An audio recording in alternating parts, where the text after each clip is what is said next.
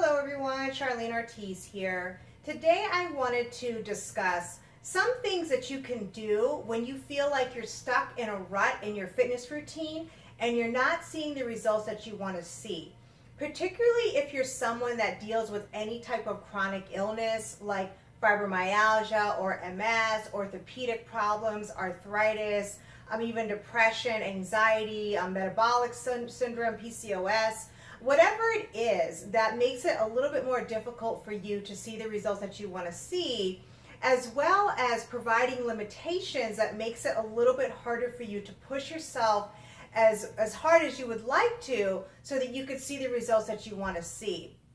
Now, this initially was supposed to be a response for a YouTube channel that I just discovered actually no longer exists, but I still wanted to do a video because it was for an individual that did a video because she was feeling frustrated that she wasn't seeing the results that she wanted to see, and she felt like she was really doing everything she could.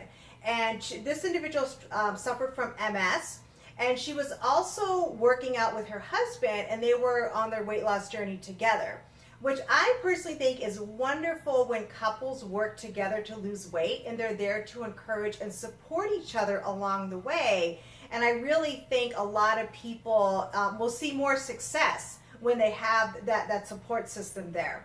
But anyway, I wanted to do a response video to the frustrations that she was having. Again, the channel no longer exists, unfortunately, but I still wanted to do a video because it is a very common frustration that a lot of people have.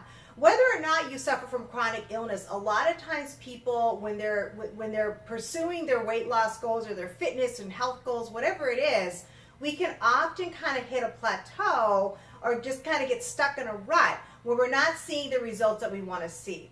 And so I wanted to go over just some things that you can do to change up your routine, or some different ideas that you can try to kind of get you out of that rut and get you to continue moving forward towards your goals.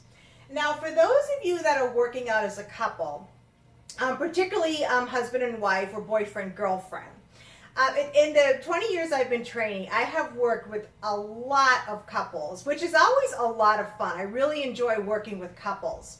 But one of the challenges that they'll face in the midst of, trying to reach their goals is that the woman will find that their boyfriend or their husband is seeing results a lot faster than she is. So my first tip for the women out there, if you are working out with your husband, your boyfriend, do not compare yourself with your husband or your boyfriend, whoever your male counterpart is. Do not compare yourself with him. Men are metabolically very different than women. They have higher levels of muscle mass. They have higher levels of hemoglobin in their red blood cells. Their metabolism is faster. They burn calories differently than we do. In general, women will have more body fat than men, and it's by nature, it's just how we are. And it's what gives us our womanly figure, our womanly shape. So it's actually a beautiful thing. But sometimes when we're working out with our male counterparts, we will see that they are seeing results a lot faster than us. And you cannot compare yourself to your husband or your boyfriend. If you're doing that, stop immediately, because you are bound to get frustrated. In general, men are just going to see results faster than women. They're going to lose weight faster than women, and they're going to gain muscle more easily than women. And it's biology. There's really not much that you can do about it. So you only want to compare yourself to yourself. In general, you should never compare yourself to anybody, for that matter. But you always just want to compare your goals to your own goals. So whatever you accomplished last month, that's what you want to compare this month to. But do not compare yourself with your male counterpart. And that's something you need to stop doing immediately, or again, you're gonna end up very frustrated and discouraged. Number 2, focus on change and not weight loss. And what I mean by that is oftentimes we'll see changes in our body before we actually see the numbers change on the scale. And most of you have probably already heard that muscle is heavier than fat, and it is. Muscle is a lot denser, and it has a lot more shape than fat does as well. So especially again for women, and this can obviously happen with a man too, but with a lot of women that I work with, it's not uncommon for you to start developing muscle mass before you start to see a reduction in your fat mass. And it's something that I know can be very discouraging and frustrating in the beginning. And it's not even completely unheard of for some women to actually see themselves kind of getting a little bigger when they're beginning a weight training program, a weight training regimen, because again, they're building muscle mass, but the fat mass, unfortunately, is not depleting as quickly as you're building the muscle mass. And some women naturally will build muscle mass a lot faster than other women. It's just kind of genetically how they're designed. And so it's very important that you focus on other changes besides what the scale says. For example, how are your clothes fitting you? How are you feeling in general every day when you wake up in the morning? Do you feel like you have more energy? Do you feel like you have more stamina, more endurance? Are you getting stronger in your weight training regimen? Are you building more endurance and stamina in your cardio training? Can you walk faster or run faster or do the elliptical or your Group X class a lot more efficiently, a lot more easily than what you used to? And if you can answer yes to any one of those questions, then you are seeing results. You are seeing change. You might not be seeing the weight loss yet. It will come. Eventually, the fat mass will start to deplete. If you are, staying consistent with your weight training regimen, if you are doing consistent cardio training throughout the week, and if you are making sure that your nutrition is on track, you will see change. It's inevitable. It's biology. It has to happen. But it's very important that the scale is not the only reference point that you have when you're working towards your health and fitness goals. Number 3, don't be afraid of heavy weights. And I know for those of us that suffer from any type of chronic illness, especially illnesses like fibromyalgia or MS or any type of neurological disorder, sometimes we can be really scared to kind of up the intensity in our weight training regimen because we don't want to cause a flare-up.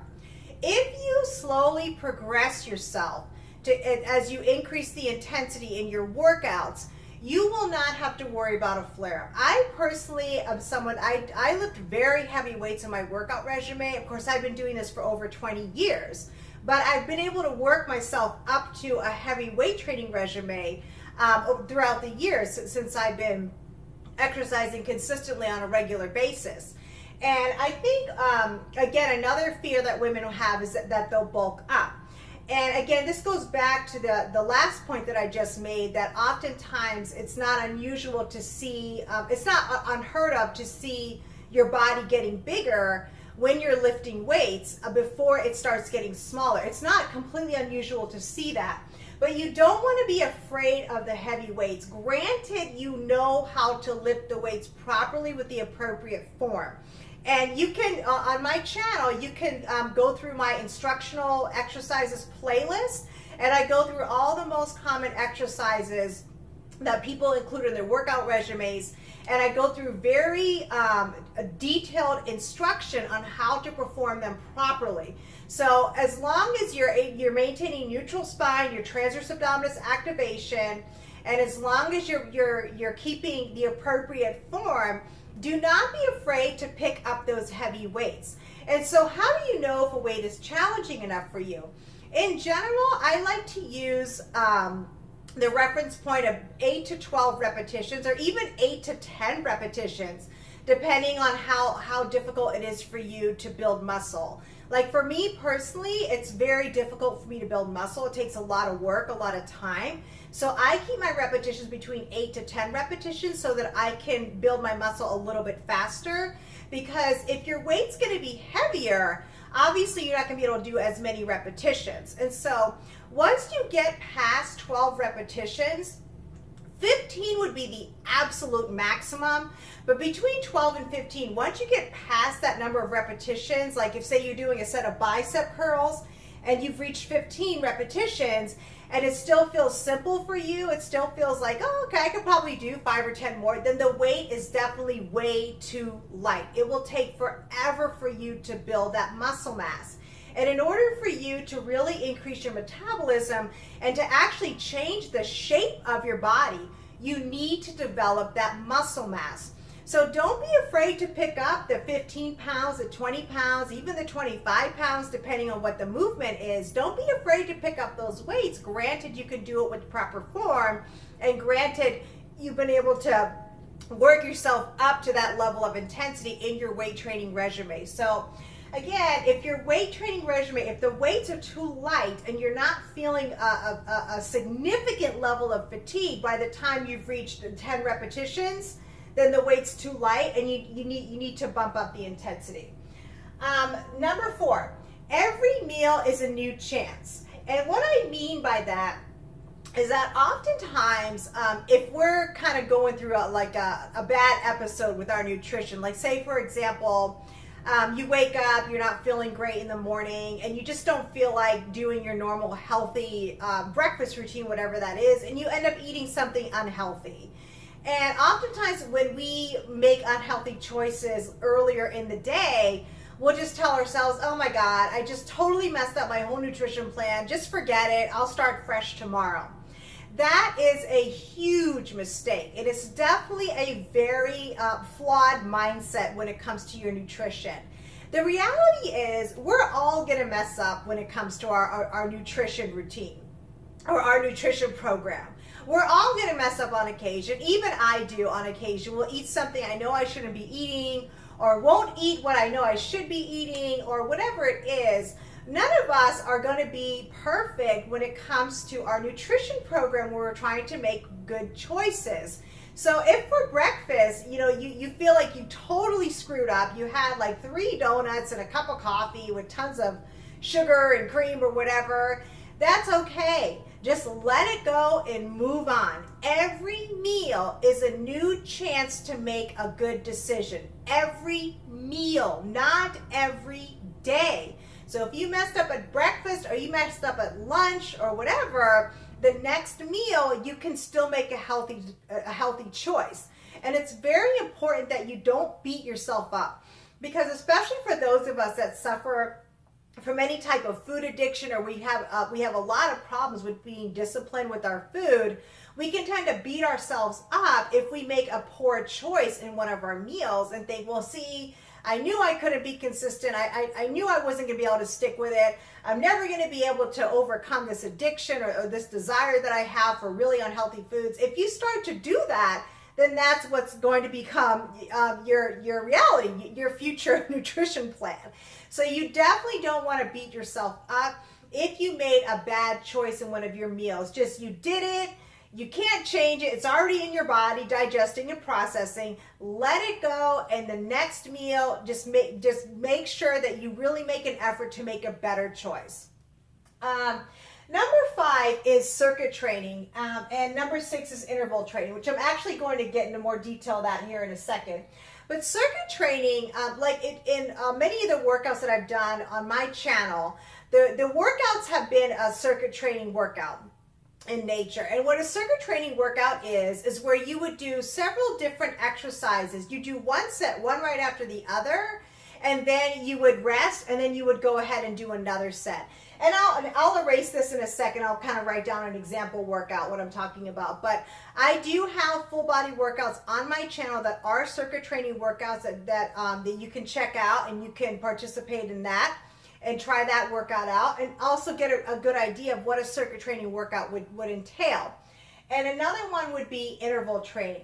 Interval training, there can be so many different varieties of interval training. It can be just with your cardio. It could be where you incorporate cardio and weights. And in the near future, I will do an interval training workout for you guys, so you can see. I'll do different variations in the future, so you guys can kind of see the different ways that you can do interval training workouts. But the great thing about incorporating circuit training and interval training types of workouts in your routine is that, number one, it's going to keep your heart rate elevated throughout your whole workout regimen, which is going to help to boost up your metabolism and burn more calories in general, even after the workout.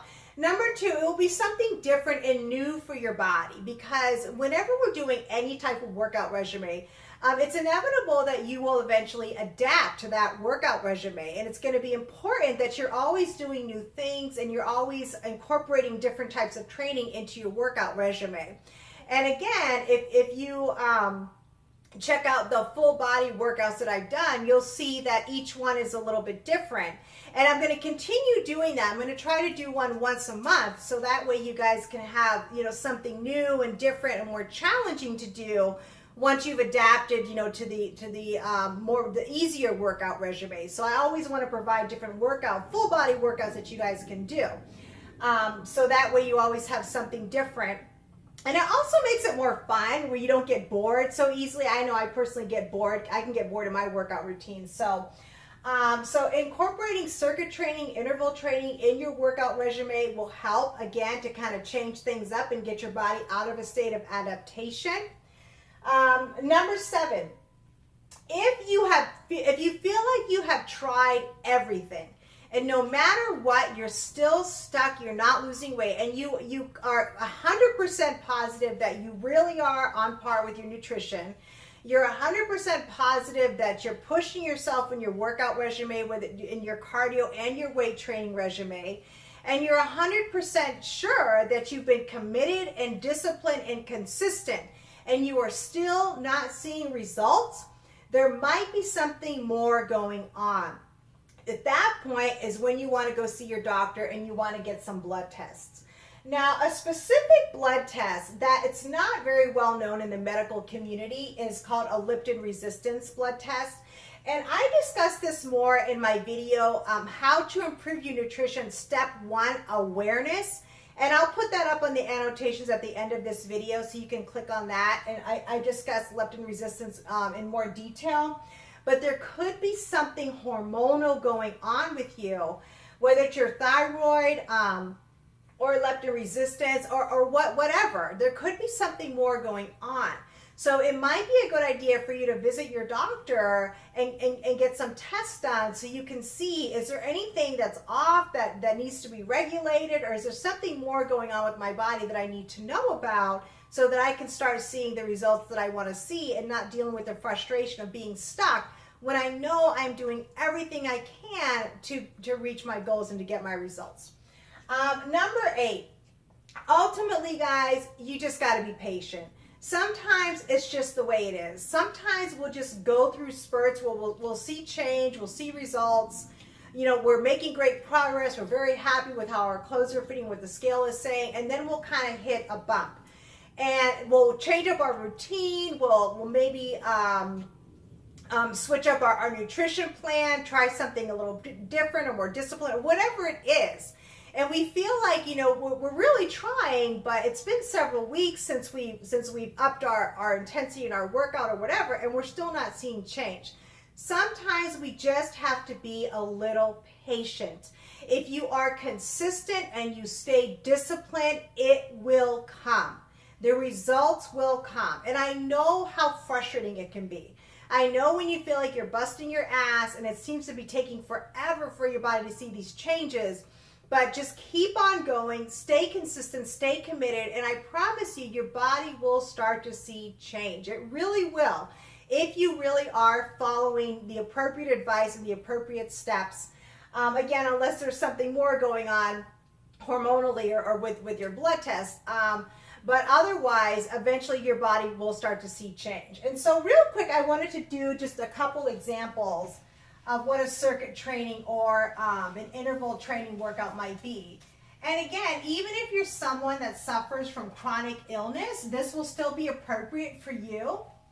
And again, don't be afraid to challenge yourself as long as you're slowly working yourself up. So a good circuit training workout, if you wanted to try something like this on your own. And again, you can watch my instructional videos playlist where I have the appropriate way to do the proper form with all these movements. So say, for example, you start with, maybe you start with some lat pull downs, okay, in your routine. And then you might go on to some squats. And then you might go on to say, maybe some dumbbell presses, incorporating some chest. And then from here, maybe you do some rows, some seated rows. And then maybe you go on to some lunges.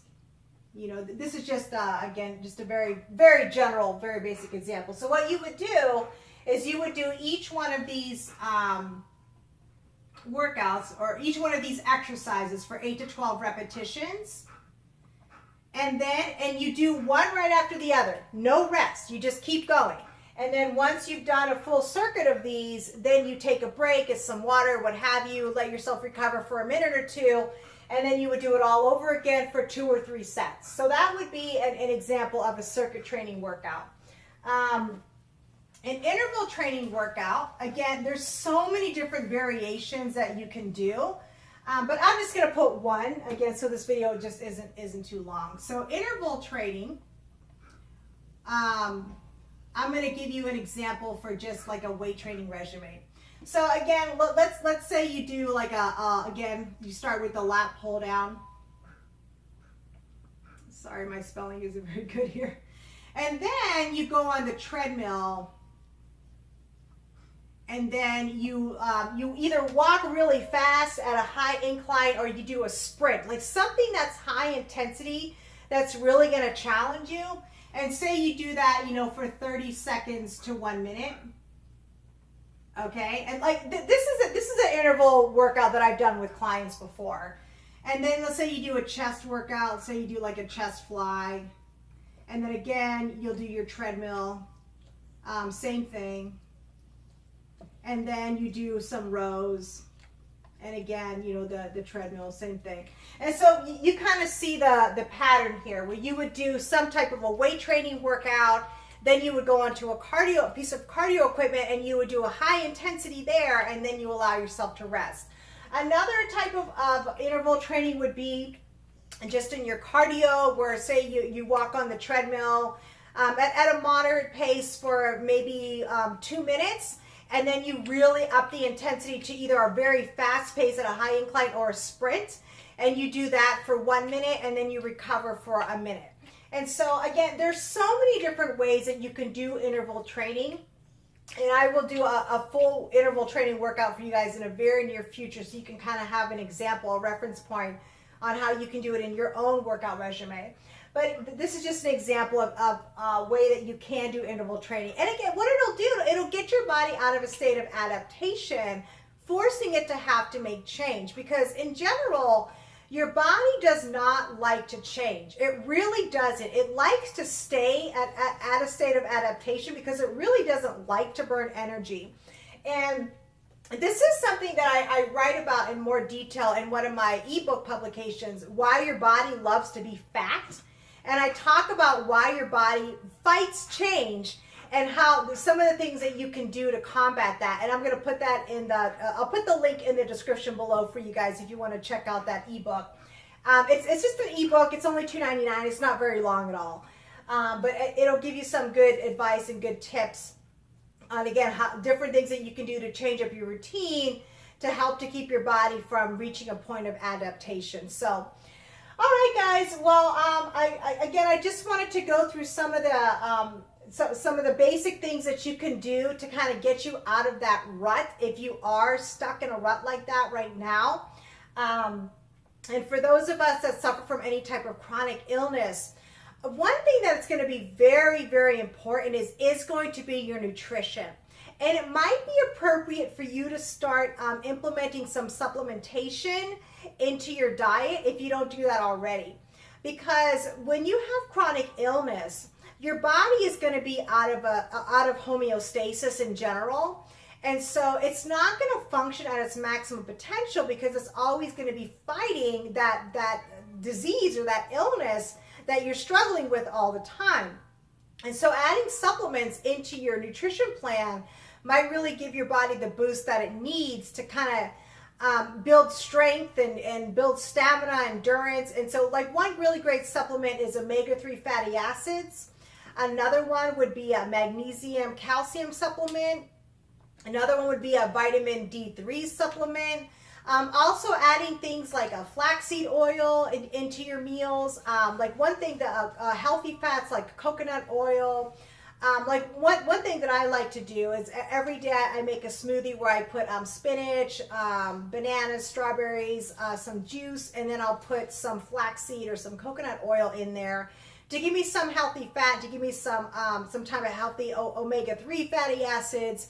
And it's a really easy way for me to get a little bit more nutrients, a little bit more vitamins and supplementation into my body, again, to help me give me the energy and the stamina to do the level of intensity that I want to do in my workouts. And so that's going to be really important. And I do also want to do a video on different supplements and different things that you can do as far as your nutrition to help those of you that suffer from chronic illness, just in general, you know, because there are just general vitamins and minerals that will help all of us, period. But especially those of us that suffer from any type of limitation that comes from a chronic illness or disability. So, okay, guys, well, I hope that helps. If you have any questions, be sure to comment below. If things weren't clear or you felt like I didn't cover something, definitely let me know, because I want to make sure that this did help you out, to give you some tips on what you can do or what might be going on why you might not be seeing the results that you want to see in your workout. So, okay, guys, if you enjoyed the video, make sure that you like it and subscribe to continue to get great content to help you to reach your health and fitness goals. So remember, guys, take care of yourself, protect yourself physically and emotionally, and don't forget, your health is your most valuable asset. Invest in it. Bye-bye.